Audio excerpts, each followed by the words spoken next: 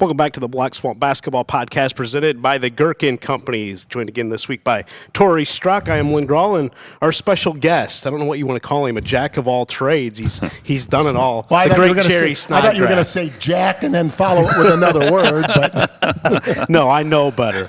I heard you on Saturday night with the voice of God. Hey, you know what? The great Dave Cluck. What an incredible honor. You know, I spent most of my coaching years in Northwest Ohio and certainly even running tournaments. I told Dave Cluck, I told him, I said, you know, the greatest thing I remember, too, when I went to Columbus to work is, especially when media started toning down at the state tournament, you know, whether it was podcast, Zoomcast, or whatever they were, but streaming, there was still WNDH banners there. And I was just a fixture at the state tournament. And that was so cool to work with him. He's so good.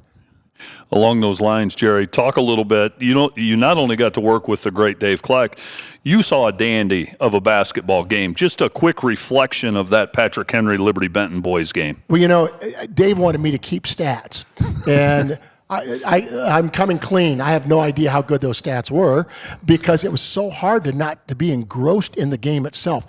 I would talk to you earlier about when it was all done, I still today can't believe it was 38-34. It was a game like it was 74-72 or 74-73. And I said, too, if those two powerhouses, if they played a best of 7, it'd be tied after 6, and the 7th game would have to go to an Elam ending because it would have gone 12 overtimes. That's how even those two teams were. And a lot of respect for both the coaches, the players, the communities. And that's what Northwest Ohio basketball is all about. That's awesome. Should there be a shot clock in high school boys hoops in Ohio, Jerry? You know, I'm old time on this. I don't think it's necessary. In fact, I made a comment on the station that night that there was one possession. I wasn't keeping track of the time, but there was only one possession that I thought would have exceeded whatever the time would be, and they called timeout before a buzzer would have gone off. So I just don't think it's necessary. I think people have the wrong impression that it's going to change the game. And sure. I don't think it is. Sure.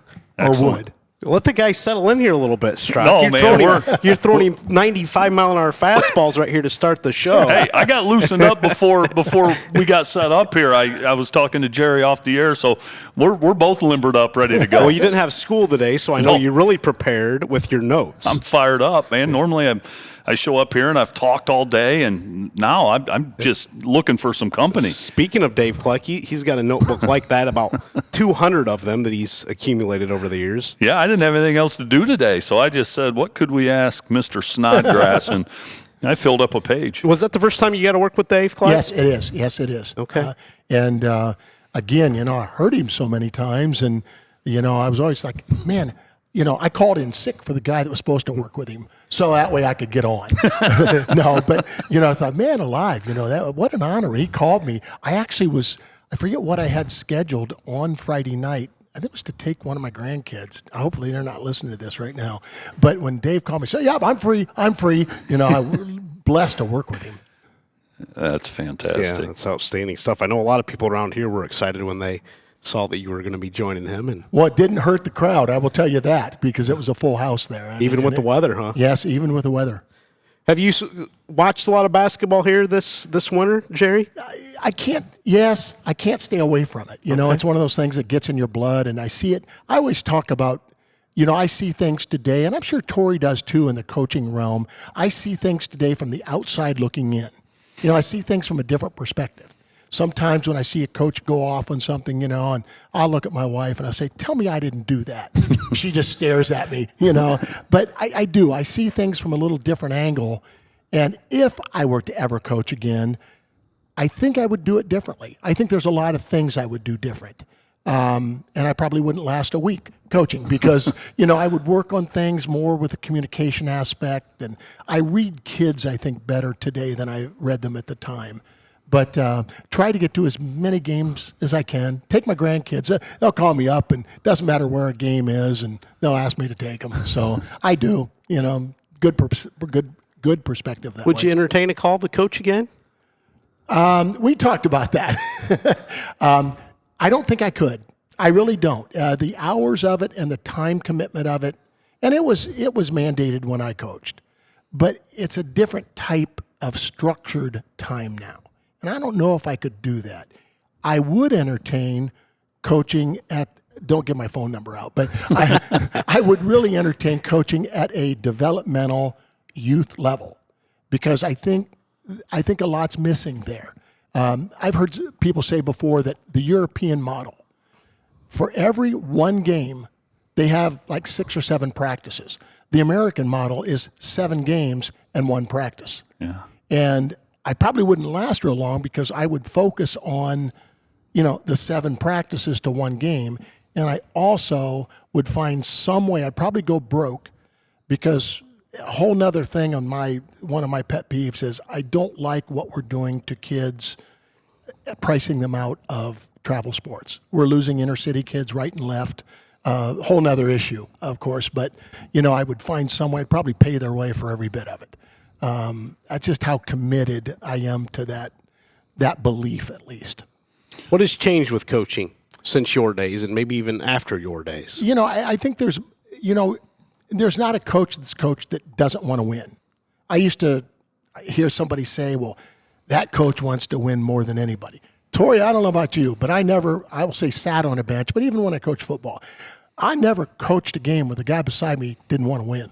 I mean, sometimes I felt bad for them that they had no talent. Yeah. I've been there with that too, of having no talent, but they want to win.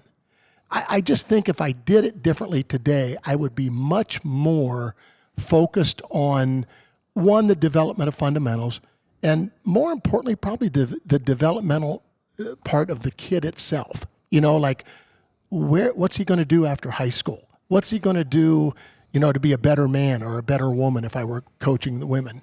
And I'm not saying I didn't do that. I'm not saying all coaches don't do that, but I think they're so caught up, social media, pressures to win, that I think sometimes there's not time for that other stuff. So again, I'm not sure I would last doing it because, I'd like to believe that translates into wins, but you never know.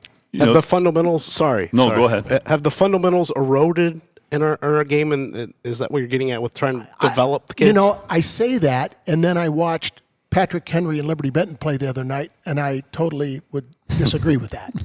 I think the pressures of the game being run, score, that, now I even see, I see officials, good officials, don't call certain things because they're game interrupters. If a guy gets clobbered, but if he maintains possession of the ball, especially in the, midcourt area, something like that, no whistle. And I think that's helped erode the fundamentals of the game a little bit. I see traveling isn't called as much anymore. I'm not faulting officials because they're good officials. Yeah. But I think there's something in the game today that let's don't interrupt the game because it's fan-oriented today and not player-oriented. No, that's just an opinion, and I said before I don't like to give opinions. No, that's fantastic, Jerry. One of the things, actually, I spoke to you about this before we went on the air here, but one of the things that kind of soured me and kind of steered me out of coaching, to be quite honest with you, was social media. And there's some good that can come with social media and some bad. Talk about some of your thoughts on some of the pros and cons related to the social media as we know it today. Well, interestingly enough, when I talk about my days of coaching, I was telling you, I can't believe that my last day of varsity coaching was 25 years ago. I just, time flies, as we all know. But we didn't have it. In fact, we didn't have cell phones. We didn't have any of that. And I think the purity of the game was better because we didn't have those types of pressures. An official didn't get blasted apart after a game on social media. Right. They might have yelled during the game, but it was part of it, But I just think today, and I look at social media, I used it as a tool when I was administrator at the OHSA, and I always took it this way, that I used it as a informative transparency type of thing. The more people know, I go back to that commercial. What is it on TV every once in a while I used to see of the more you know? Yeah. Well, you kind of erode a lot of problems, I think, before they happen. And so I used them that way. And I think done the right way, And I see coaches, I think coaches are more ingrained today to use it for the positive and not the, some are told you can't use it at all. Yeah. And I can understand why, but I also see backing off of it a little bit more, from all people in the coaching world. Sure. Go ahead. Well, Keep firing away. It's one of the things that's cool, Jerry, is we've had some unbelievable guests over the last couple of years, and it's fun kind of to talk to them about their roots and things like that. We had the legend Ron Niekamp on here a couple of weeks ago, and being from St. Henry and some of his stops along the way, and I think it's cool to kind of mention some of these communities and schools. But you grew up in Upper Sandusky, Ohio. Talk about growing up in Upper Sandusky, and then kind of your path from there: Defiance, Morrill Ridgedale, Bryan, and then ultimately Findlay. Talk about your childhood in Upper Sandusky, and then kind of your journey. Well, it's a small town, Upper Sandusky. I always remind people it's on the lower. The reason it's called Upper Sandusky. It's on the upper part of the Sandusky River. People don't know that. But great place to grow up. I had great high school coaches. Not sob story, but I grew up with several different stepfathers. My parents were divorced. A lot of issues growing up. But my coaches and teachers, I don't know what it was, they saw something in me. And I don't, in retrospect, I see that in some respects they saved me. I wasn't going to be in jail. I don't think, but they did, and I always felt like I was doing my teaching, my coaching in particular, but more so my administration at the OHSA. I felt every day like I was giving back to my high school teachers and coaches, and I told them that. A couple of them were invited to one of our reunions, and I did. I always felt that way, But the other part of that is when I worked in Columbus, that megalopolis of Interstate 270 and the political aspects inside, I stayed living in Northwest Ohio. And didn't intend to originally, but when I saw taxes and home prices, that changed things. And I also went there when the economy crashed. But I stayed here, and I always thought it was one of the best things I ever did.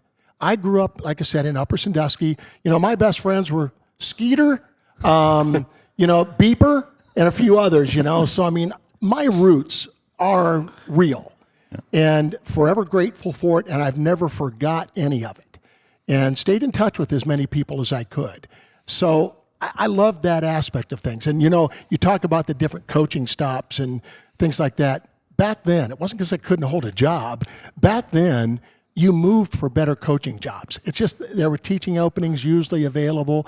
My first administrative job was at Bryan, which I loved the place. Don Shoemaker was the athletic director there for a long, long time, and I worked under him. I was a junior high AD, and one of my responsibilities was to fill vending machines. But I told somebody in a podcast recently that I've always had the belief that if you're going to do a job, you need to know what every person does, not just by what do you do, getting your hands on and being involved. At Findlay High School, and when I first went to Findlay, it was a big school. Their enrollment has eroded quite a bit, but it was the second largest in Northwest Ohio. And one of my AD years, I was a ticket manager too, while I was head basketball coach and also the athletic director. Now, I was the ticket manager because I couldn't find anybody, but I did those jobs, and I'm glad I did. There's so many things like that I did, from tournament managers to all those different things that I think helped me in my career have an appreciation and an empathy for those people that, you count on. You talk about people that manage a tournament game.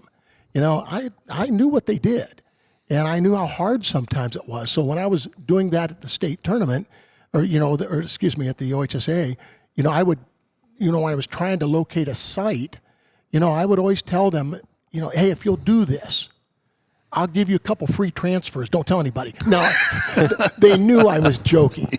But to develop that relationship, because I did know how difficult it was. And I'm forever thankful for that. Jerry, I used to think that I thought my natural progression was going to be when I retired from coaching. I really wanted to become an athletic director. I really did. Let me talk to you afterwards. Yeah, well, so one of my things is what I've seen. I talked to you about Brad Musgrave, the former great Napoleon AD, and I see what goes on day to day. And I don't think you could pay me enough to do that job as I've viewed it from the outside. It is one of the most thankless endeavors you could ever do. It can be rewarding, but doggone it thankless, because you're at this sporting event more than you're supporting this one, and I see all these things, and it's like the athletic director is one person, but people expect perfection. Like, you can't make one mistake, or you're getting called out on social media and things like that. So talk about maybe the evolution of the athletic director position. Well, in fact, I was telling an assistant professor at a university, at Ball State University, I was telling him about this, about getting into and what really entails being an athletic director. And I said, well, there are things that you don't see. Somebody would ask you sometimes, tell me what you do in your job. And you'd start to tell them, and then you just stop. I can't explain it. And I mean, just something as simple as that.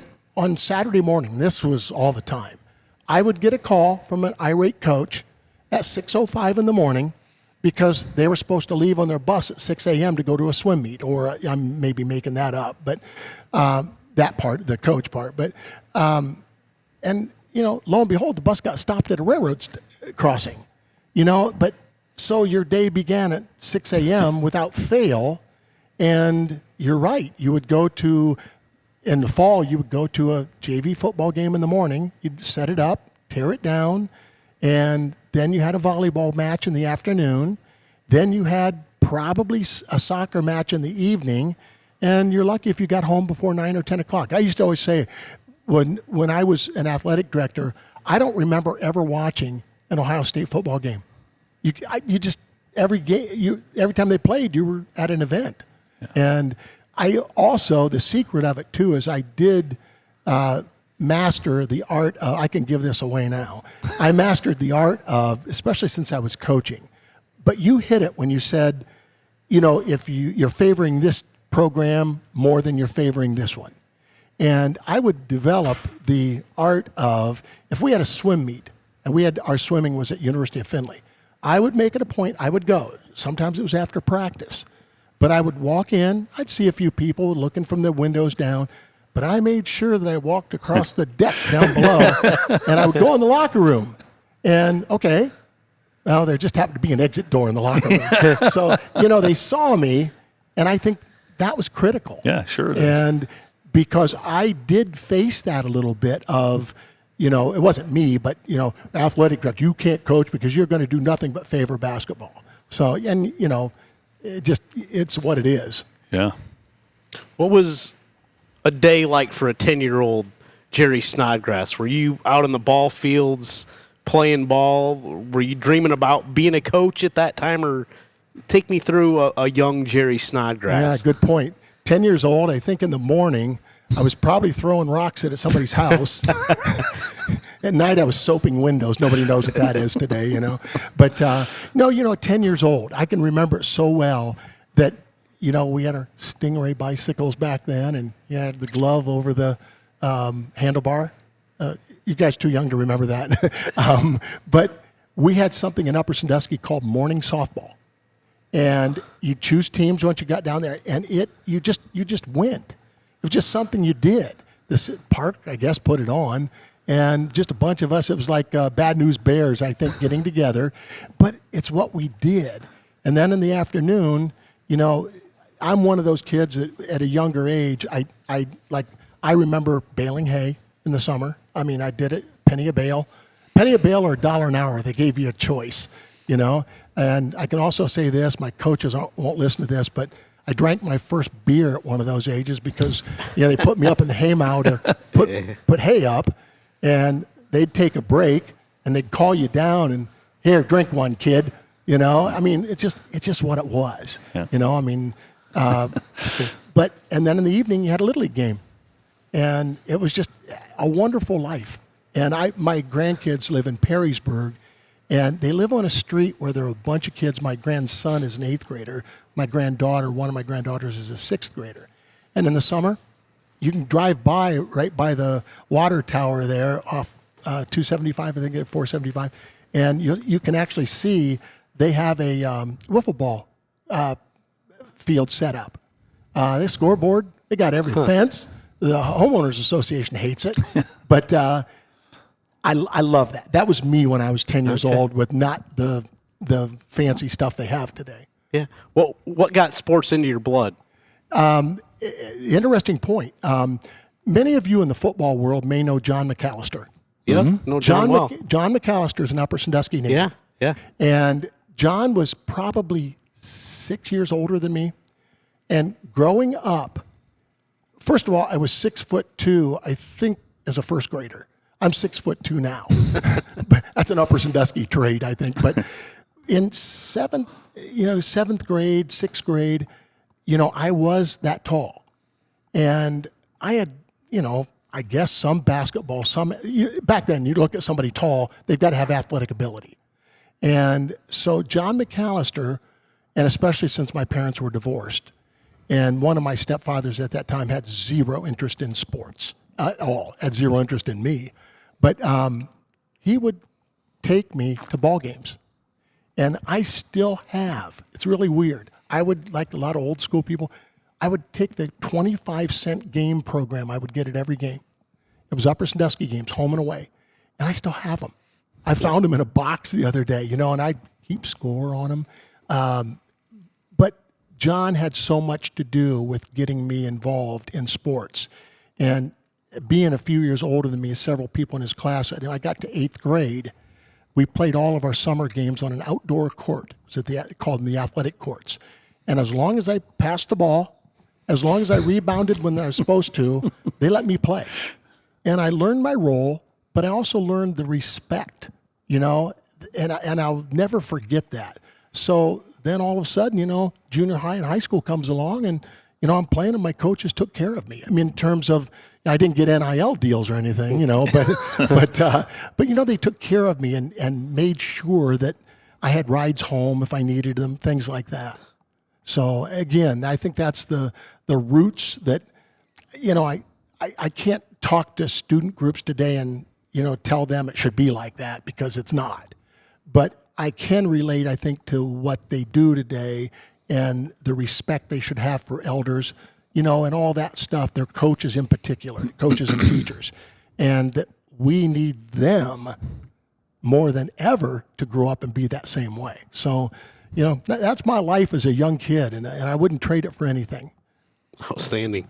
Jerry, I'm not even sure how I want to ask this, but your name is synonymous with positivity, service. Anytime your name has ever come up, at least in circles I've been involved with, it's just always about how supportive you are, and how I told you before we came on, our old athletic director, Brad Musgrave, he had you on speed dial, and I don't think you ever told him no or didn't take his call or answer his text. So what are the keys to being successful in the public sector, whether it's being an athletic director, being a coach? Tommy Lasorda, I think, put it this way one time. He said, the key is keeping the people who don't like you away from the people who are undecided.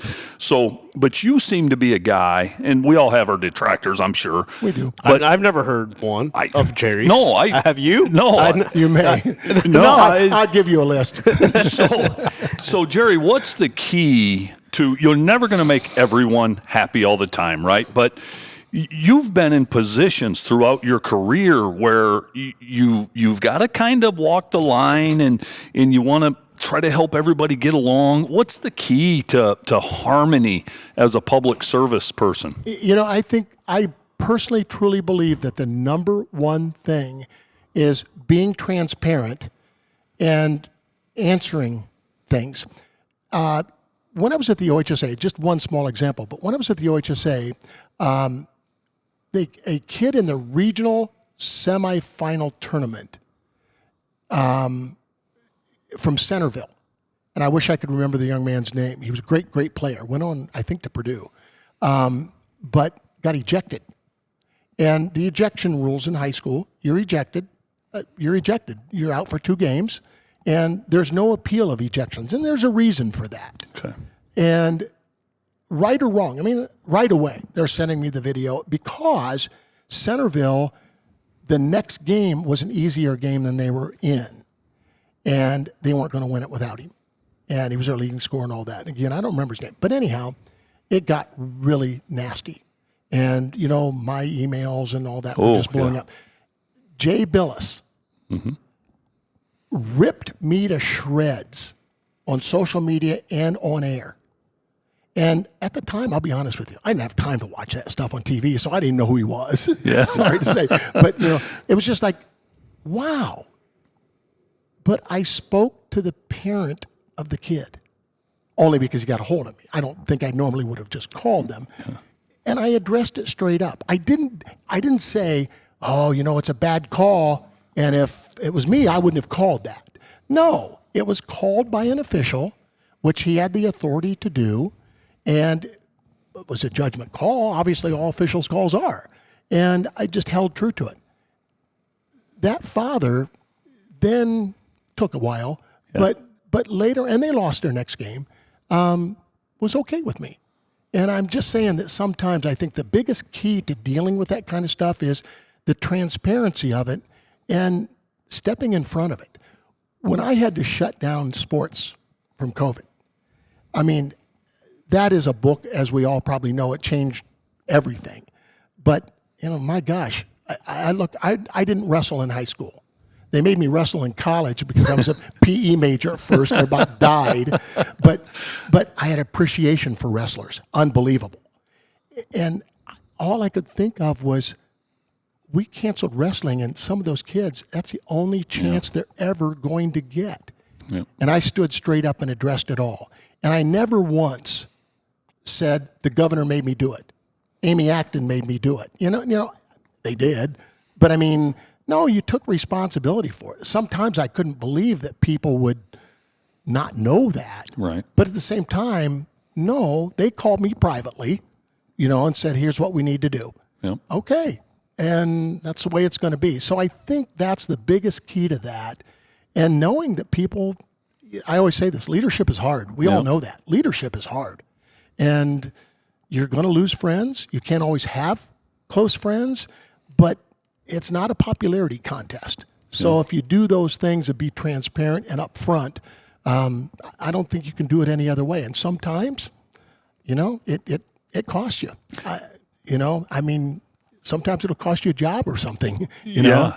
So, Jerry, along those lines, I always like to say leadership's a lonely place, right. A lot of times. And I teach a coaching class at Napoleon, and one of the things we like to debate is, are leaders born or made? Okay. And the answer, there's been research done on it. More oftentimes they're made, but some are born. Some are. And, you talked about your upbringing, didn't maybe have a stable father figure at all stops of your young life, but yet your personality, to me, screams natural leader. Talk about some of your influences in your formative years. You mentioned some of your teachers and coaches you had. Anyone else? Well, first of all, I will say this. I had a coach by the name of Ron Jump. Okay, Ron Jump was about this tall. He's not listening because I try to have breakfast with him about once a month, but meanest son of a gun, but loved him to death afterwards. Yeah. And I don't say that from the standpoint that he made you a leader. You know what I mean? If you had any quality like that, don't sit back. Step up front. But I think that's one of my biggest influences on that, was to be a leader that way. And I don't mean to digress when I say this, but one of the things I did not mention about my upbringing is, as a freshman in high school, you got the world ahead of you as a freshman. You could be anything. And in the spring, I'm at this house, a big open yard, with a bunch of buddies of mine, about 5 or 6 buddies, and we were flirting with girls, playing touch football, tag football, or whatever, just throwing the football around. Well, I lived down the street. Well, I got there late. And because I got there late, here, sit down for a little bit and watch. Well, I did. And partway through, I got struck by lightning. I got struck by lightning. I mean, as in, I tell people that, and they say, you mean you had an epiphany that all of a sudden, no. I got struck by lightning, thrown 10 feet away from where I was at, burnt, hospitalized, all that. As a freshman in high school, when I went back to school, hey, Flash, you kind of blow that off a little bit. Now, I will say this. When I got on the basketball court, the name Flash ended so quick. But it took a while. But you start to realize, and I don't mean to be like crazy about this, but you start to realize, man, it could end tomorrow. Yeah. And for whatever reason, it didn't. And because of that, when I got into college, I went to school my freshman year at University of Tampa, or at least it might have been Clearwater Beach because I spent more time there. And I didn't do anything. I went there to play basketball. They dropped their basketball program when I got there. And back then, transferring was a little hard. I came back, sat out a quarter, and went to Bowling Green. But I started to realize, wait a minute here. Like, I screwed off at Tampa. I did. I had a hard time getting into Bowling Green.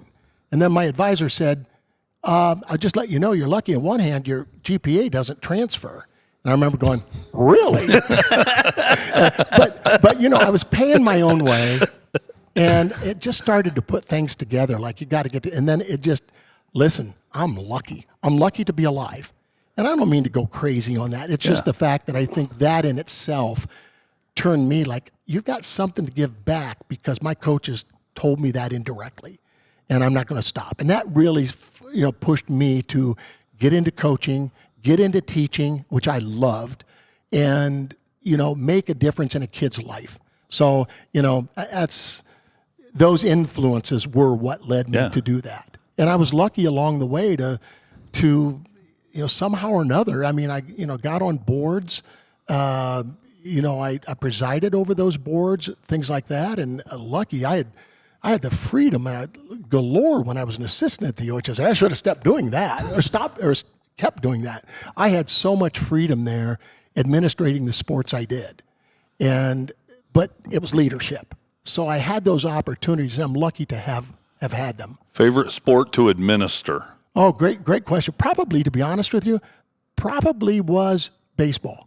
And I was not a high school baseball player. High school baseball so and upper, and I played it all the way through, just because I thought more, basketball, you go to a basketball game like Friday night, coaches from both sides, man, they're respectful of each other at all, trying to kick that guy's butt too, Baseball will do everything they can to help the other guy. You know what I mean? It's just a different kind of a sport. And I thought that respect that existed naturally in that, it made it not just easier, but you could help them, a lot more. And so kind of strange, but, basketball to me was second nature. Yeah. Let me take a break here. We're going to get into your Defiance days, your high school days, coaching and being an administrator. Oh, you didn't call anybody. No, but I talked to him. Who says a college degree is the only path to a fulfilling career? At the Gerken Companies, we offer rewarding livelihoods with or without a degree. Gerken provides a generous benefits package, continuous training, top-notch equipment, and a culture that rewards effort. We're looking for rock-solid performers to help build and reinforce the region's infrastructure. Whether you have construction experience or are just starting your career, apply now at gerkencompanies.com/careers. American Freedom Energy and Grandma's General Store off Route 24 on State Route 109, just south of Liberty Center, now has 88 unleaded fuel and is your one-stop shop for fuel, food, drinks, and much, much more, including locally raised meats and home-baked goods. American Freedom Energy and Grandma's General Store is proud to support Black Swamp Football and is the host of the Black Swamp Football podcast, football show, and Saturday mornings Rise and Rewind. Stop in and see Glenn and Greg today and make American Freedom Energy and Grandma's General Store a part of your everyday routine. Welcome back to the Black Swamp Basketball Podcast presented by the Gerken Companies. Thank you to the Gerken Companies. Also, Glenn and Greg Badenhop here to American Freedom Energy and Grandma's General Store as we keep rolling through the winter here. It doesn't seem like winter is going to relent. Oh, wow. It's been crazy. Lynn, before you rolled in, I was talking with Jerry here, and just connecting some dots in this small world we live in. And Kyle Knuckle, okay, would be Greg Badenhop's father-in-law here. Okay, Greg married Carly Knuckle, and Jerry years ago served on a board with Kyle Knuckle. And so I said, yeah, they live right over here, and Greg actually owns this place. Yeah. And so it's I a did small not know world. that. Yes, I didn't realize that. Interesting. You get done at BG, and you start your career at Defiance. Take me through the path that took you to Defiance. Well, Jerry. back then, and it was 1977, and teaching jobs, it was kind of funny because I student taught in the winter of 70. We were in quarters at the time. Winter of 76, 77. And we had the energy crisis. Most people don't remember that. So I was at Maumee, and we shut down for like 6 weeks. Well, we were already on quarters, so I think I student taught for about 3 or 4 weeks. Hal LaFontaine was the old football coach. And at least I think it was him, because on the first day he said, "I'll see you at the end of the semester." So that's an internal joke sometimes when you have student teachers. But at the same time, I had a great experience there. And so I interviewed. They had these mass interviews at Bowling Green, and I'm going to go for the experience of it. And the very first interview I had was with Defiance. They had no openings at all. Doc Preston, whose son was an NFL player, and he interviewed me. Got along with him very well, but no openings. I interviewed for some others. I worked that summer in a sports camp out in the Berkshire Mountains of Western Massachusetts, and I get a call saying that they have an opening in middle school phys ed, and I didn't really even have to interview. I interviewed with coaches at the time. Chuck Carey was the baseball coach, Roger Wren's the basketball coach, and Jim Hodakovic was the football coach. So I interviewed with them when I came back, but got hired right away. And it was, I loved the place. I still call it home. My Upper Sandusky people don't know that, but I really did love the place. Hardworking, just had great experiences in the coaching world. Started out at junior high ball and then coached as an assistant football coach and assistant basketball coach, and loved it. Obie Mauser was I worked for Roger Wren's, who went to Findlay, which ultimately took me there. But Obie, then I worked with him for a couple of years too. And but I just loved the place. Kirk Lehman was a player for us, and I really, really did like it. They taught me so much and gave me they trusted me as a teacher. I probably made a lot of mistakes. And ironically, even in that first year, that was the first year of my teaching, we had the blizzard shut down. That's right. So, but I checked, I still got credit with STRS though, so that's all I cared. Internal joke there, but I loved the place, I really did. And I wouldn't have left had it not been for, I wanted to get into head coaching, and I didn't know whether I was going to do football or basketball. I was trying to interview for both, but 3 or 4 years of experience, that was kind of tough. But I got hired at Morrow Ridgedale for my first head coaching job, and I was, a couple years older than the players, I think.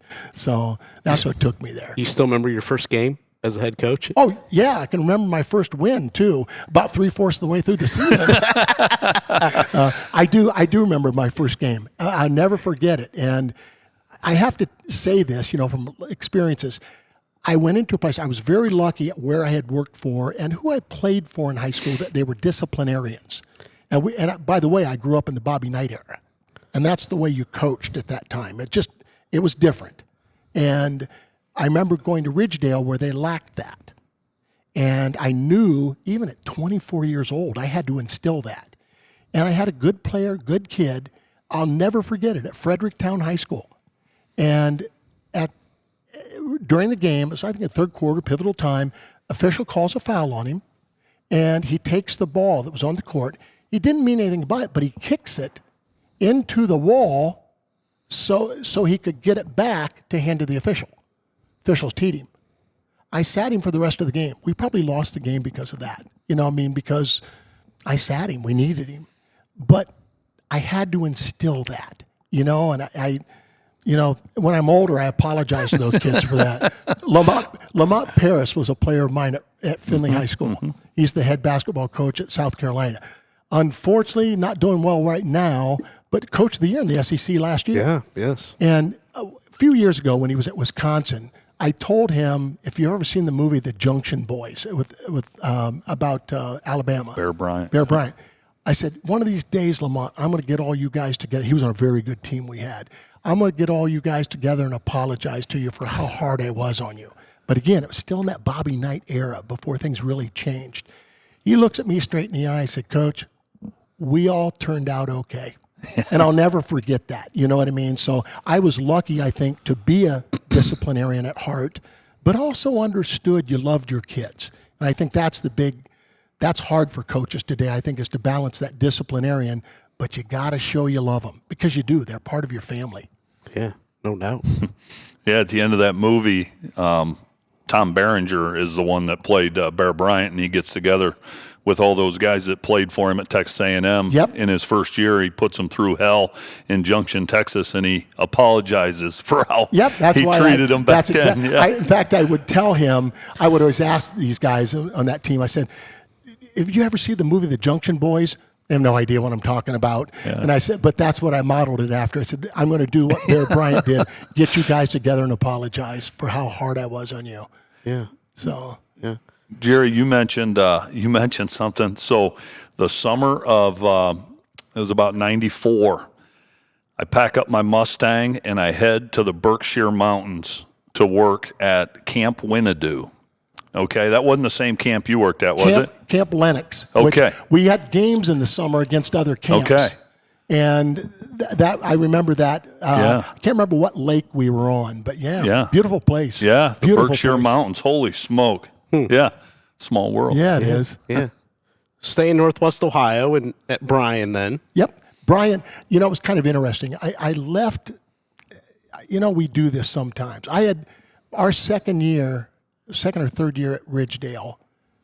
We didn't win a lot of games. I think we won. I always used to joke that when I went there, they were 1-19 the year before I got there. And when you're young, I had all the answers. Mm-hmm. We're turning that baby around, and we did. We turned it around in 1 year. We went 2-18. It humbles you, trust me. And you look back on it, great experience. But ironically, I had great kids. Donnie Worstel coached at Bishop Reedy. Donnie Worstel coached at Marion Harding. He's now an assistant there even. Mark Marshall is in the Hall of Fame as a softball coach at Clyde. I had some great kids. And we get together about once a year at some restaurant somewhere. And but I also knew that if I didn't leave, I was going to get buried there because they had nothing. And I hate to be somebody that runs, but they went 0-20 that year, and that took them 6 or 7 years. And I wouldn't have lasted through that. I would have my own, you know what I mean? I think if you do that, you're defeated. So I got out and went to Bryan, and it gave me an opportunity, one, to get back to Northwest Ohio, which I really wanted, and two, to be an assistant athletic director there, which I really had a desire to do. But then all of a sudden in 1 year, the opportunity came up at Findlay because Roger Renz, who I had worked with at Defiance, was there, and they had an opening, and called me and said, would you be interested in coming down? And I said, oh, yeah, absolutely. It was close to my home. My wife, she was pregnant with our first child, and so it was just so much closer and everything else, and that took me there, and, of course, I stayed there. So how did you know, because you've had different experiences, Defiance, Ridgedale, Bryan, Findlay. Why was Findlay it? Why was that your final stop on the education tour? Partly because it was a chance to be an assistant coach for somebody I knew, somebody that was a tough disciplinarian, and knew that I would have some freedom to do things. I knew his system. He was a very tough man-to-man guy, and that's what I was because of him. So I went there so I could become an assistant coach.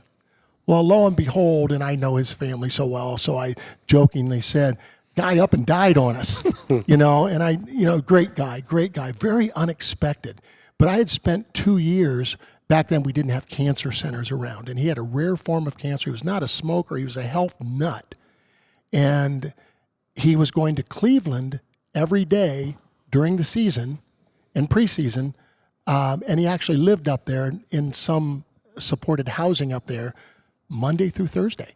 So I remember I made cuts, I ran practices, and on Friday night he came in, and I would move down a seat. And I learned a lot about loyalty.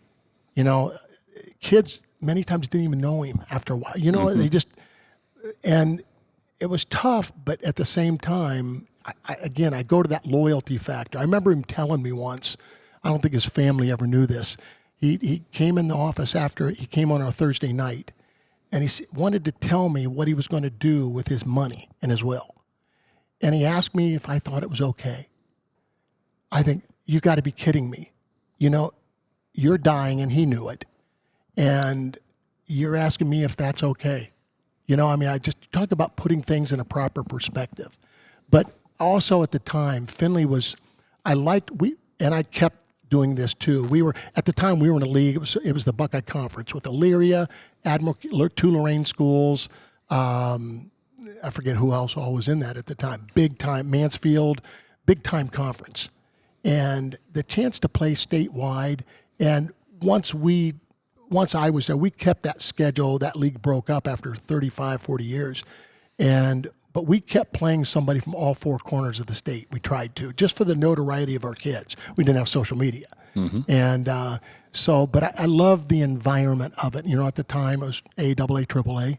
And I just liked the big school environment against the athletes and everything. And, you know, we had a bunch of slow white kids, and, you know, we had good families. And I see that, by the way, a different perspective too, because we were spoiled with that, where many teams you play don't have that.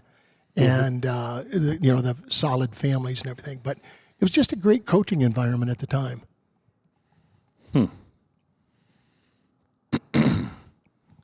Did you get stumped there? Oh, no. I feel bad. And I could just go on and on and on and on. Jerry, do you regret any moves as you reflect back on your career? Number one, let me ask you this. Would you do it all over again? I would do that all over again, yes. No doubt about it. Okay. I go back to, you know, good experiences or bad experiences. You take those and do something with them. I often use when I speak at schools. I'm speaking tomorrow at Tays Valley High School. And they're not listening tonight, I don't think, on this, so I'll give it away. That one of the things I talk about is, you know, Nick Saban made a comment once, and he kind of spoke to it about, what does it take to break you? You know, I mean, what does it take to, I mean, you have a bad game. You see it all the time. You see, look at Ohio State. They got beat by Michigan.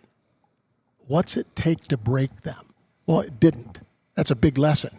And I talk to kids about that because that goes back to, I think, my situation a lot too, that all those experiences I had bad experiences at times, but you take them and you don't let it break you. You take them, and sometimes you have to change yourself a little bit.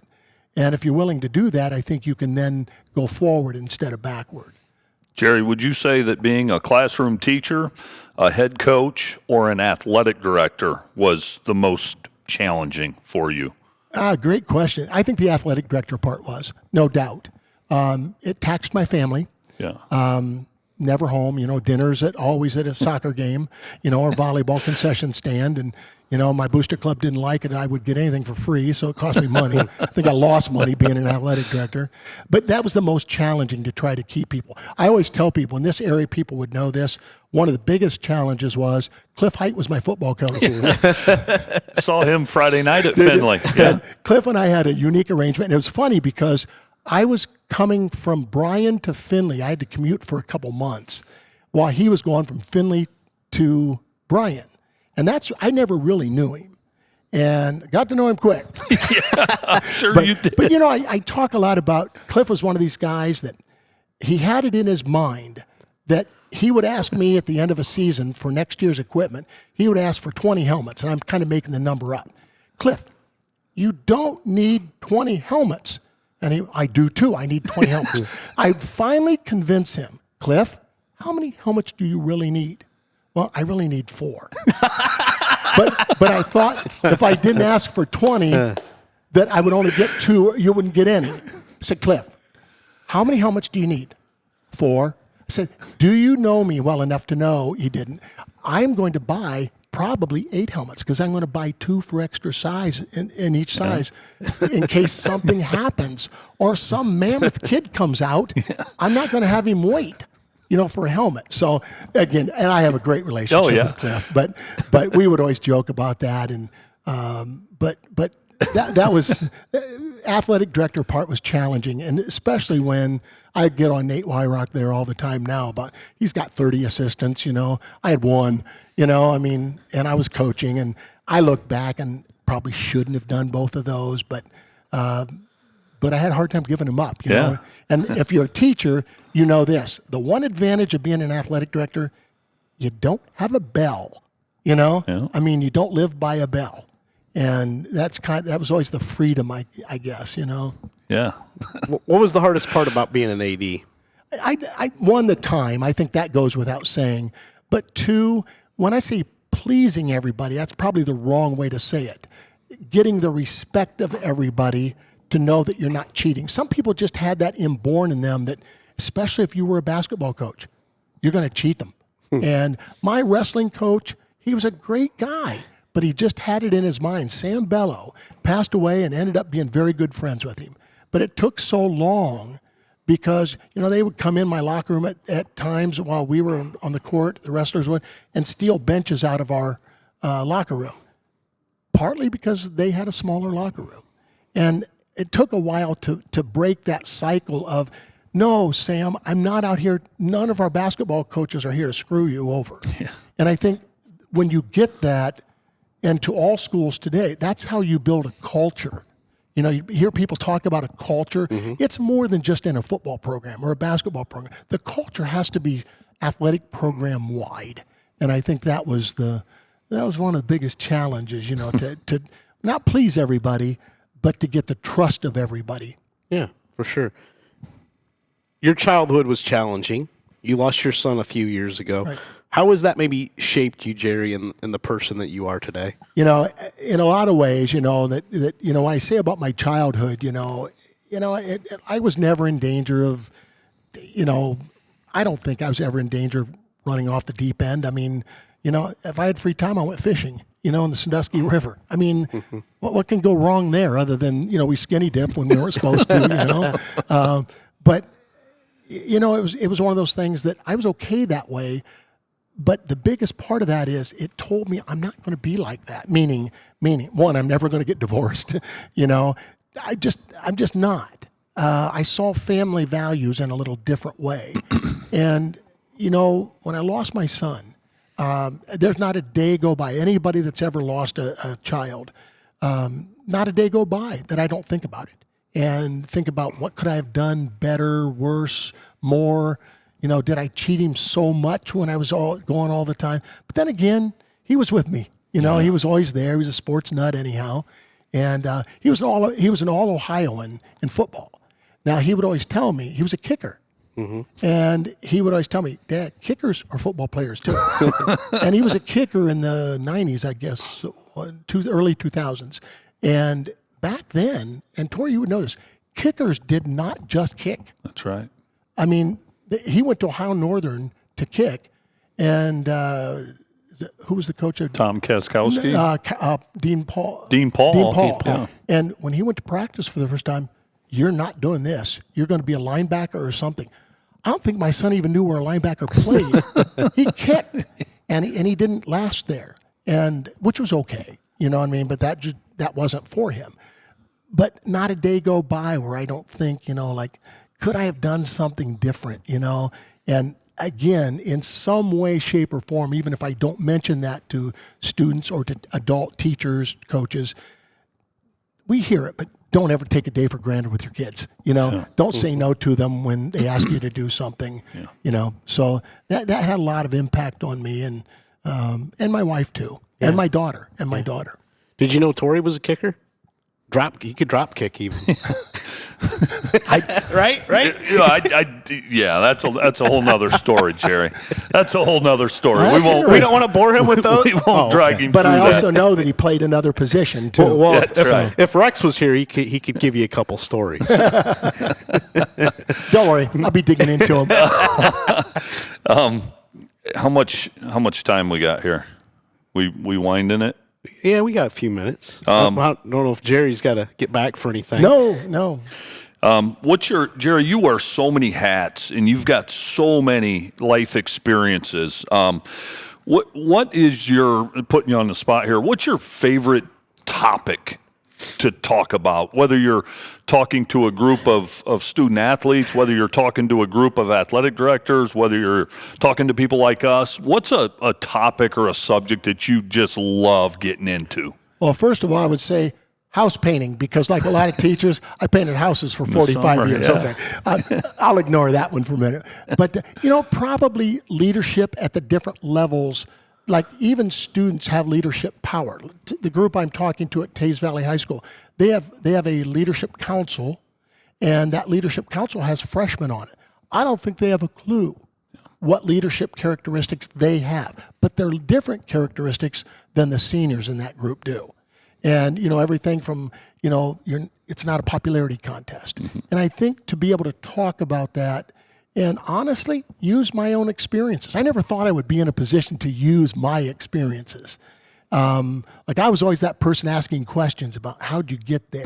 I used to always tell people this, that, you hear that term a lot of times that it's who you know. We hear that all the time. And I'm quick to address that and say, not really. It's who knows you. And I think when you put yourself in a position to be known, if you've ever done the history on John Gruden was like a manager. I mean, he played football, I think, at Dayton. But afterwards and stuff, he just kind of hung around. And when he was with the Eagles, he was like a ball boy. I mean, I'm making that up. I don't know what that title was.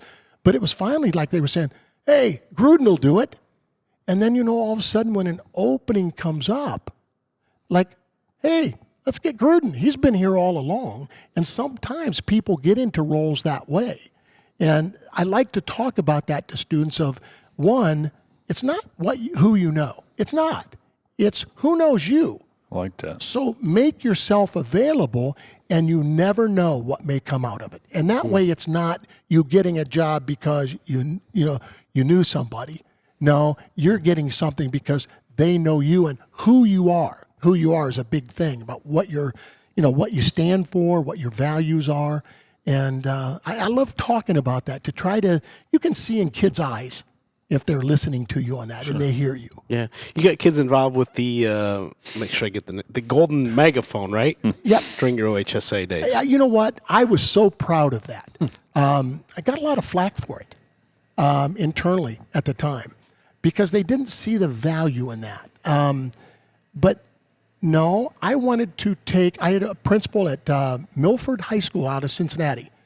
He called me afterwards. We went down there. I would go to different games, and he would call me afterwards and said, you know what you did? You made kids who don't play basketball, now granted some of them were football players and others in the student section, know who the OHSAA was. He said, I'm, as a principal, forever thankful for that. And I'll never forget going to Milford that night. It was a snowy night, and I went down there anyhow after work. And I walk in, and they knew I was coming because I would get invites to their student sections. And I would sit with them for a little while, and, but it was all about leadership because you ask them right away, where are the seniors at? Where do you think they're at? In the front rows. Mm-hmm. Where are the freshmen at? Well, in the back. Do you realize that is a thing of leadership? And just that alone would be something that you could start to capitalize on. And we also thought by addressing them on social media, which we did, we tease them all the time about stuff. We're coming to see you or we're watching. And it kind of shamed them into being good. And it did. Principals would thank us through and through. Well, anyhow, when I went to Milford, I walked in and every one of them had a T-shirt. They had somebody that was a parent that did this, had a T-shirt with my picture on the front. And, trust me, I know as much as I do things publicly, no, don't do that. And they saw me, because they were given a little primer on. Well, they also had fat heads. There's somebody they had a bunch of them. So when I left, they gave me a couple of those fat heads. Well, 2 years ago, my granddaughters asked me for one of the, they saw them at my house, you know, and I've got them stuck somewhere. And they say, hey, can we have one of those for our Kool-Aid stand? And I'm sitting there going, yes, they want to use their grandfather, you know, like how cool. They sent me a picture from their Kool-Aid stand, and they had one of my fatheads, you know, about this big. They drew stitches on it. They drew horns on it. They drew it's like, thanks, girls. You know. But, you know, not to digress on that, but the golden megaphone was an awesome thing. And we brought them to the state tournament. Like, I don't know how we were going to select them, but we selected finalists. And because we didn't want to select a winner, how are you going to do that? And we would bring like the ones that were real active on social media, real positive, and presented a banner for their gym. I still see those banners in the gym. That's great. And we teased them to have one special night. I'll never forget. I was telling Tory this beforehand, you know, that I think that we were talking about. We teased them to have one special night. And we're sitting around in a room discussing, my staff, a couple of assistants and mine, and we said, like, what could we have them do? You know, of course, a couple of my assistants, you know, toga night. No, we're not going to do that. But that's where we came up with Military Appreciation Night. Yes. And at the time, nobody was doing that. And now you see it on a very regular basis. And the National VFW and a few others, Spectrum did a huge segment on it. This was several years ago. And we capitalized on that, or we finalized that. We had that the first year we did it. We did it at the state tournament. And we got, you know, the flag that covered the entire court. We had military people that we invited to hold it. We went out and found a veteran, and I don't know how we selected it, but we got enough donations from different, I had an intern do this, and we brought him just to recognize him at mid-court, and then handed him stuff to Disney World. And oh my gosh, I mean, it brought tears to your eyes on what we did. I was so that's one of the things I'm so proud of, that I just my assistants bought into it. I still see it being done, and so proud of that. And I know sometimes I think, what's that have to do with high school athletics? To me, it has a lot to do with it. Yeah, no doubt. It'd probably be easier for you to name the school districts or towns that you haven't been to in Ohio. Give me some top restaurants. Oh, man. I know this is going to be hard because you've been to thousands. Yeah. Give me some top places or a watering hole in the state of Ohio, Jerry. I knew the ice cream joints, too. Okay, ice cream places, okay. You know, and even though it's close, there's a great one in Waldo, Ohio, which is part of the Elgin School District, River Valley and Elgin, I think. But, you know, Massillon obviously had its own. I used to love, is it Heggy's Candy? Was a place there. And oh man, you put me on the spot because I know it. But there were so many restaurants that, you know, we had meetings at or something like that. And for a while, it was funny when I was first going to the OHS. I had a real mission that I wanted to see certain places, so I didn't back off of going to certain places. And you know, one of them, I remember I went to Coal Grove, Ohio. It's right next to South Point. Mm-hmm. South Point is called South Point for a reason. It's the southernmost point. I went there, coming back, and it was at night, and I hit my first deer. And it totally disabled my car. And I'm in my first year there. I didn't know what to do and, you know, everything else. So I get a hold of somebody. The guy came to tow me. Well, here his son played soccer, and he was with him.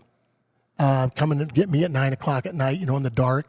And so the whole time he's taking me to a hotel, his son and I are talking about soccer that he played for, now I forget the school, but it was right near South Point. It wasn't South Point, it was one of those, right? They were the Jeeps, whoever the Jeeps were. And then we got talking. He said, you want to stop over for dinner? I mean, it's like, I'm talking to the people that we served. You know, and it's like, that was so rewarding. Mm-hmm. So one of the best restaurants was his house. His wife was a great cook. Yeah. But I'm trying to think of some of the other places. But I always had it a goal to go to as many places that I possibly could. You know, just because I read about them, or in the old days in the state tournament, you know, where's that at? You know, and I would make sure that I went there. Where did you get your info for my favorite thing that you always did was the end of the state tournaments, and you give those incredible speeches. I just watch to listen to you. Where did you get that info at? Because you can't get a unique view of all these places. How did you do that? Interestingly enough, and again, I guess my age is showing that I'm forgetting the names of some of them.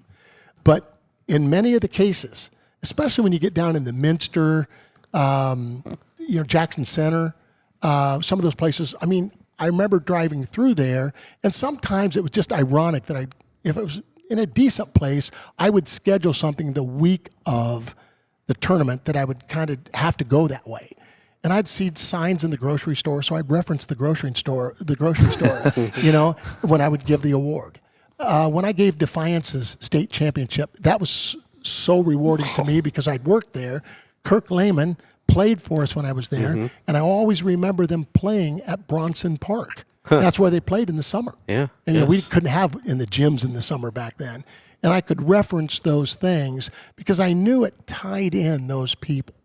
And I actually got myself in trouble when Minster, the year they won the football state championship, I referenced, and I can't remember the name of the restaurant bar downtown. And that's where everybody goes after the game. And I referenced it in my speech. And I had a crowd, really identified. Superintendent called me the next day, on Monday. And when I say she scolded me, she was kind of upset with me for mentioning it. And apparently I think they'd had a drinking issue or something there. Gotcha. And it was like I was promoting that. But it goes back to something I said before. I owned up to it. I said, I did not know that. Yeah. And I said, I apologize for it. I told her why I would use those places, and she was okay with it. She was finally, I think the fact that I took her call, I addressed it straight up, but I would try my best. And if I didn't know, man, I'd do my homework. Did you? I thought, you ever hear those terms? We all hear them. When somebody wins something big, it takes a village. Mm-hmm. And you don't do it without it, especially in Northwest Ohio. Southeast Ohio is the same way. And, man, they paid their dues. They helped. So I always wanted to try to incorporate them. They all have a place. Yeah. Yes. Right? Yeah, where the community hangs out. They most certainly. Well, you remember Mag's Cafe back in the day in Defiance, right? Yep. That was the big hangout. And I think I referenced that in their state tournament, too, that they used to have. And, oh, my gosh, they used to have on that one board, and it's still there. Yeah. They would put write it in chalk on there. Yeah, they still do. And the score. Still do. People today, younger generation, they don't understand. We couldn't look on our phones to see what a score was. You'd wait for that to go up there. You'd go up there after a basketball game or a football game, and you'd wait for Yep. for Squirt to put it up there on the board, exactly the score of the game. Yeah. Yep. Those were. I think I did mention Mag's Cafe there because now it's Ensign's Now Pub. Ensign's Pub. Not that I know that. Jerry, I've got two things. Number one, I think South Webster was his Jeeps. That's who it was. South Webster. Yep. I was waiting to say that. That's where the tow truck driver and his son were from. Yep. All right. And then the other thing, some of the coolest, we like to ask, man, we get some great talk about small towns and stuff. Some of the great gymnasiums that you've been in, whether it be as a player in high school, as a coach, as an administrator for the OHSAA, there's some really unique places throughout the state of Ohio. It's like the Grand Canyon here in Napoleon. That's an iconic place. Some great gymnasiums. One of the great ones and part of this was during my coaching years, was Newark High School. Newark. And they had a student section before people really had those organized, which caused us at Findlay to have our own eventually. But they had one called the Combat Zone. And they were all dressed in fatigues every time. And they were brutal. But and in that league at the time, we used to compare it to the Big Ten in a different way. The only people that you were at your games for you were your parents. Yeah. But yet back then gyms were full. Yeah. So it was brutal. And I often used to say that I was a much better coach on away games like that. Zanesville was the same way. They were in our league 3 hours away. And we didn't take anybody, except parents. But their gym was full. But I always told people, I remember saying this in the locker room before we would hit the court, I would say, listen, it's brutal out there. We know that. And be good to each other. and we're our only friends here tonight. Yeah. And I acted that way as a coach. And I used to always say I was a much better coach. I remember at home then I would kick the bench and, everything else, But I've always said that, But Newark was a special place. And but you get down in southeast Ohio and some of those, the Coal Groves. And back then, by the way, they've all built new facilities, so it's a little different now. But, I look at the Coal Groves and the Wheelersburg, great home court advantages. And even in football, some unique stadiums there. And those are just a couple, off the top of my head, But some of those, where you get some of the private schools over in the Northeast, because the private schools in the Northeast are so different than here. They're not like the Delphus St. John's, but they only have like 4 rows of bleachers. Yeah, like Gilmore and places like Correct. that. Yeah. Correct. Even though it costs $50,000 I know to it go does. there. I know. But the environment's very unique. You know what I mean? Because they're standing around, and everything. It's almost like the old days of hearing those gyms, back in the Napoleon days and stuff like that, where they had a heater on one end, that they, push you out of bounds and you burn yourself. You'd hear that. I think those are exaggerated, but you'd hear that a lot of times. But that was one of the Putnam County gyms. Oh, had a potbelly stove. Miller City, I think. Miller City did, yeah. Yeah, you're right about that. Yeah, the old potbelly stove. Yeah, that's right. Yeah, there were some unique gyms around the area. Yeah, that's true. Back in those days, somebody shared a photo of the Tenora played Wayne Trace in like 1987 for the GMC Championship, and Tenora's old gym. People were too deep at the basketball end, under the hoop, I should say. They were standing, out of bounds because it was the overflow crowd. But we don't get that anymore. No, when we were playing in the old Buckeye Conference, I will never forget. Lorraine Admiral King was our big rival, and the old days, all our people in Findlay would talk about. They would take the train to the game. I thought that was pretty cool. Now it was before my time there, but not much. But anyhow, Lorraine Admiral King and being a big rival, I was a JV coach for off and on for different years at Findlay, and I'll never forget. We came back from 15 down in the fourth quarter in the JV game to tie it up, and in the Buckeye Conference, our benches were on the ends. That was just everybody had their bench on the end of the court. It was nice. It was a different view, unique from the coaching standpoint. But I'll never forget, we tie it up against Admiral King. They were good. We were pretty good. And sent it to go overtime. And I hear some guy in the crowd behind us, because they had bleachers behind you. And some guy, get this game over with. Get the real teams out here. I'm all excited that we came from 15 down to go into overtime. And then I hear that. Yeah. It's like deflated me, Yeah. But, so some unique places for sure. Yeah. You've watched some basketball this year. Give us your thoughts on boys and girls from around Northwest Ohio from what you've witnessed, Jerry. Well, I saw Shelby and Ontario play 2 weeks ago, and I was blown away. And I kind of forget what divisions they are because of the changes on that, but they were talented. Both teams went into overtime, might have been double overtime, and Shelby won. Well, I saw Ontario get beat last week by 35 or something like that by River Valley. I knew River Valley was good. There's a couple River Valleys in Ohio, but the one near Marion. And I knew River Valley was good, but they must be real good to do that. But I think those are kind of sleeper teams, I think, when I saw them. I think Clay is a sleeper team. I saw them beat Perrysburg the other night and then lose to Napoleon. But Perrysburg has exceeded their expectations a lot. They're very young. Very young. And Whitmer's good, but Whitmer faces some challenges with the travel and where they have to go to play. And I think that's going to be very tough for them. But, down in the Central District, Olentangy Orange is very good. My former assistant at Findlay as a basketball coach is the head coach at Gahanna Lincoln. They've been so good year in and year out. They're down this year, and but I get all the reports every time on who's really good. New Albany's really good, but Olentangy Orange, is really good, and so who knows? I mean, it's hard to say, who's going to be and I think Princeton's the king of the Southwest, but I'm not sure they're as good as a lot of times the Southwest District is just predominant because of the number of schools in Division I. But I don't know if Division I it's good, but I don't know if it's as strong as the banner years of it with Moeller, people like that. Mm-hmm. So I don't know. Oh, by the way, Delphus St. John's, oh my word, are they good.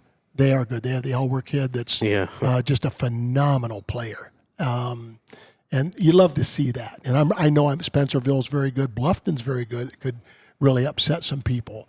Spencerville has the two Bertkey brothers, that are really good too. And I watched. I saw LCC play against Elida. Elida's got a couple really. Elida's up and down. Elida could beat anybody, and apparently lose to anybody. They're really talented. LCC is young, but really, really talented. Yeah. And it's kind of that same thing. Sometimes when you're young, you don't know how good you really are. Mm-hmm. And probably the best team I've seen all year is Lima Senior. Their talent is just phenomenal. And, they're playing in the City League in Toledo, but he's played a very good non-conference schedule. He has to. So it'd be interesting to see where they go, especially as a Division II team. So, but they're probably the best team I've seen talent-wise, top to bottom. Okay. Yeah. The Foster kid at LCC, he's got to be related to the Foster that played football for them back in the day. We'll have to Sean, yeah. Find out from our audience here if somebody knows. Oh, yeah. Got to be related. Oh, yeah. The dunks you've seen in the highlights are just... yeah. I don't know how you stop it, Yeah. What do you make of this 7 division thing? Do you like it? Or do you like the traditional? I like it. I'm a traditionalist. It's interesting because during my time at the OHSA, as an assistant, both of these happened when I was an assistant for 10 years there were 2 different proposals made to our board. And I think we all know the whole thing was about the large discrepancy in Division I. But one thing you have to go to is that in all sports, is enrollment the deciding factor? I've had some people from the city leagues, especially in the Cleveland area. I mean, have you noticed any of the girls' tournament scores from the city league teams? They're unbelievable. Mm-hmm. Getting beat 60-some to 3. Mm-hmm. I mean, so I'm not sure it addresses the real problem. And that's not being critical of what they did. I don't mean to do that. Would I have done it? No. I mean, but I'm not the one doing it. But the 2 proposals we had, one was done by a committee that was very, very well thought. Dan Ross put a committee together of not people that wanted anything he wanted or anything else. They were an independent group of people. It was led by the principal at the time at Firelands High School. And they surveyed, they did all kinds of statistical studies and came out with a proposal. I don't remember all what it was. It did not increase the number of divisions. And I thought it was very well done. And our board wouldn't even look at it. After a year and a half of study and presentation, it was tabled every time our board looked at it. So I don't know. I mean, if you're looking at, does it give more people a chance to win a title and hoist a trophy? Yeah, there's no doubt it does. Maybe, unless we see the same winners. Right. You know what I mean? That maybe didn't win it this year, but won it last year. I don't know that. But sometimes I look to it, did it address the real problem? Look at the first round games. We had more pressure, to be honest with you. And again, I had a lot of freedom as the basketball administrator when I was an assistant. We had more pressure to not include everyone in the basketball tournament than we did to do anything else. Because I'm kind of this way in football too, but if you're that low seed, you could tell a school, well, you don't need to play. You know, you can back out. I don't think I could never tell my community. No. I just couldn't do it. I mean, so granted, I would want somebody to make that decision or not make that decision, but, we don't have to play. Yeah. again, I'm not sure I'm right on that, but that's just kind of my opinion. Yeah. I know a lot of people have said that the state tournament's not going to be the same Yeah. without the semifinals at the same site. Yeah, and I do know that, as time goes by, it all settles in. I get that. When we went from 2 divisions to 3 divisions, I remember those days, and 3 to 4. There wasn't much controversy. It was just kind of like new, but all the other stuff pretty much stayed the same. I remember the question when they went to 4 divisions, how are we going to run the state tournament? Well, now we play on Thursday night. That was a big deal, but it really didn't change much. This, I think, is a pretty drastic change. Yeah, when you almost double the amount of divisions. Yeah. You're not just going up 1, you're going up 3 more. Yeah, correct. And I don't know. I mean, it is what it is, and fans have dropped off, at those games, but I think you have to do the real analysis of why. Whether it's ticket prices, whether it's where it's at, and Dayton's a great place, but it's also not Central Ohio. So I don't know. I don't know the answer to that. I'm just saying that a lot of factors are going to determine whether it's a good move or not. Sure. Yeah, perfect. Got anything else for us? No, that's good? just Jerry, taking the time out of your busy schedule. I know you get pulled in a lot of different directions, but I know I speak for Lynn when I just thank you so much for taking the time to drive here to Henry County and spend time with us. It's an honor for me. I will tell you that. And I say that I've never taken any of my positions. Sometimes I shake my head and say, I can't believe I really did that. You know what I mean? And I had those opportunities. And I'm forever grateful for it. And if it's one small part of giving back, I'll never stop doing that. I mean, I'll never stop. Yeah. So thank you, guys. No, thank you. And I know from talking to schools and coaches and administrators, they miss you. You were good for schools. You were good for the kids. You were good for everything. I miss those encompassed high school athletics. I miss those people. If I can tell you this, it's something that really, and again, I tend to stray a little bit, and I know that. But I remember when I was an assistant, I had a meeting of certain athletic directors, and I forget what, we were just going to talk. And the athletic director at Cincinnati Hughes High School, I'll never forget it. Young lady, she played basketball for Warsaw Riverview High School. She played for University of Cincinnati. She was about 5'0", and she's an athletic director in an all-black school in a rough area of Cincinnati. So we're at this meeting, and you guys know what dead periods are.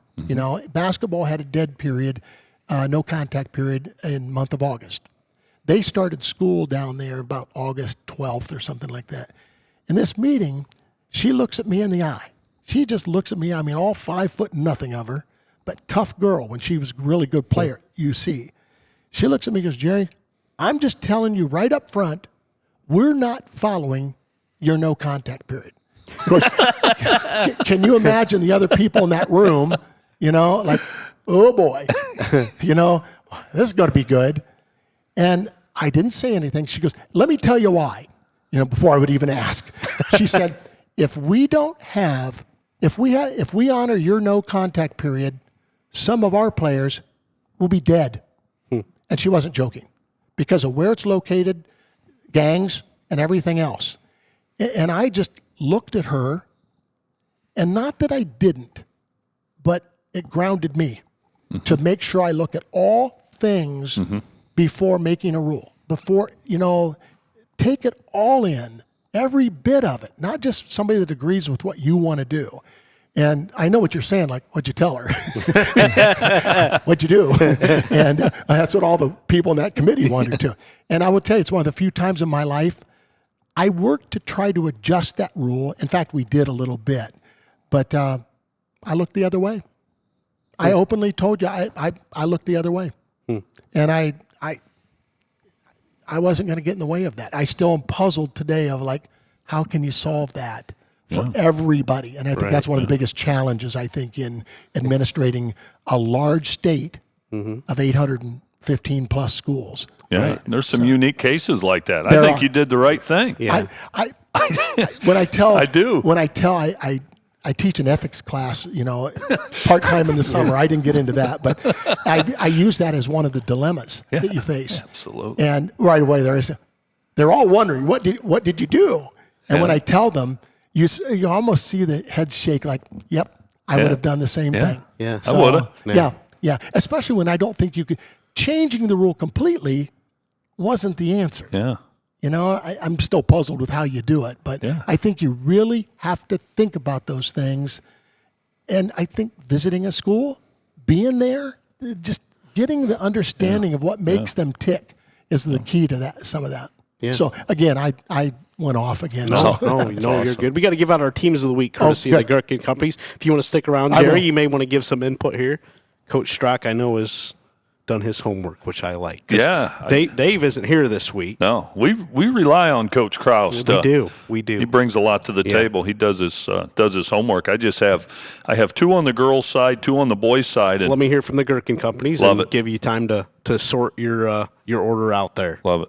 Who says a college degree is the only path to a fulfilling career? At the Gerken companies, we offer rewarding livelihoods with or without a degree. Gerken provides a generous benefits package, continuous training, top-notch equipment, and a culture that rewards effort. We're looking for rock-solid performers to help build and reinforce the region's infrastructure.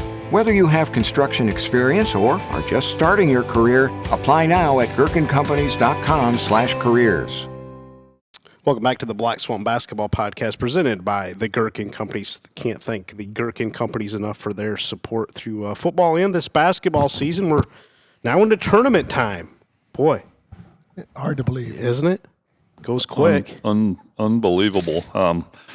Already, there's some discrepancies, with some of these first-round games and even second-round games, but there's already been a couple of surprises to me. I won't get into them specifically, but on any given night, anything can happen. There's been a couple of girls' outcomes that kind of surprised me. But speaking of girls, boy, we've highlighted some dandies. I mean, you talk about the Anthony Wayne girls and the Ottawa Glandorf girls, and man, we've got some heavyweights around here.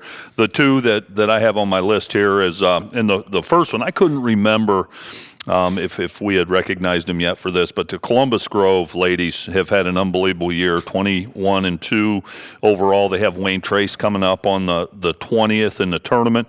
Their only 2 losses to Ottawa Glandorf and Ottoville. And Lauren Auchmoody, I believe is her name, right? Yeah, she's just outstanding. A stud. Well, I got to tell you, somebody from Grove has not been real happy with us that we haven't given the Columbus Grove girls any attention. Yeah, well. Can you guess who? Ned Steck-Schulte. No.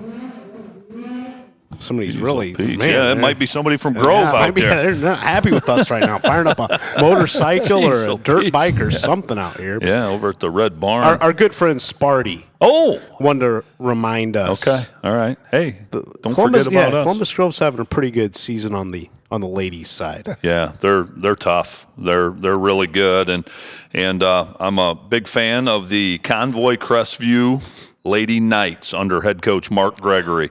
Mark Gregory's done a fantastic job there, and they've had an outstanding year. They're 21-3. Last week, knocked off Delphus Jefferson on February 15th. They have Allen East coming up in the tournament, and their only losses: Ottoville, Ottawa Glandorf, and the aforementioned Columbus Grove. So I like Crestview and Columbus Grove on the girls' side.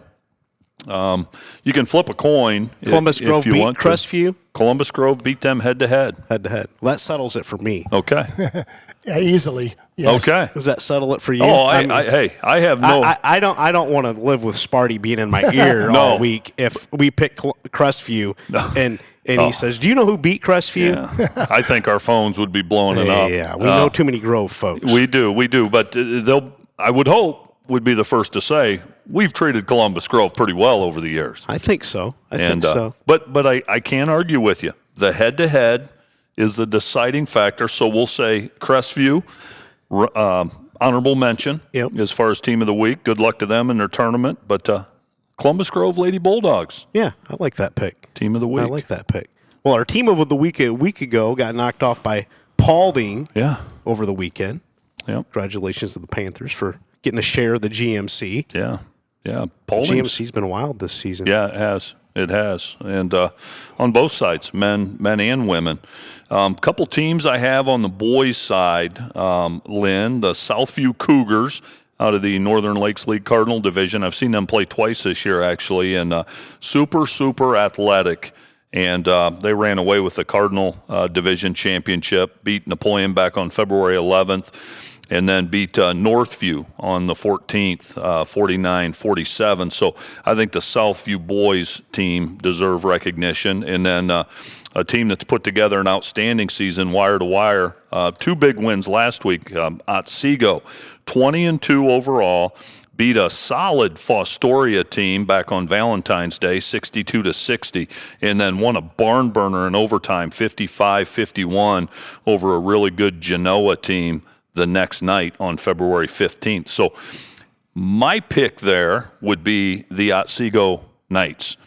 But if you have anything to add, I'm all ears. Otsego was my pick coming in, and I just wanted to pick your brain a little bit to see where you were at there. I agree with that because it's been a banner year for them. Yeah, you know, off the charts. Their win over Genoa, I thought, was huge. I've seen Southview, the Maisie's kid Maisie's son, hit a big shot the other night, I think, to win it. Yeah. And very athletic. Oh, tough nut. But it's hard to step away from Otsego. Yeah. Okay. Had a great season. Yep. You can think of them as a football school, but boy, had an outstanding season on the hardwood.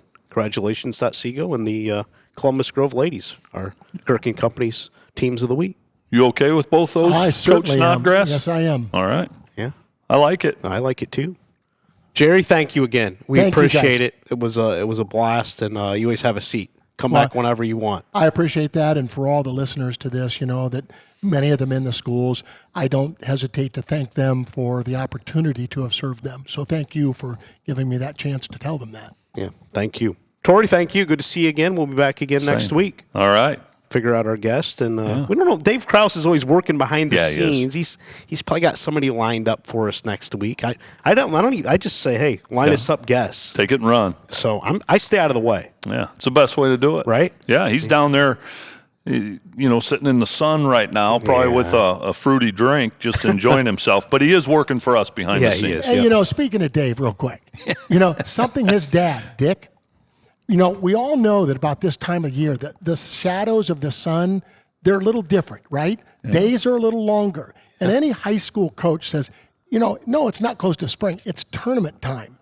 I'll never forget his dad telling me once, he goes, dead skunks on the road. And I said, what are you talking about? He goes, it's skunk mating season.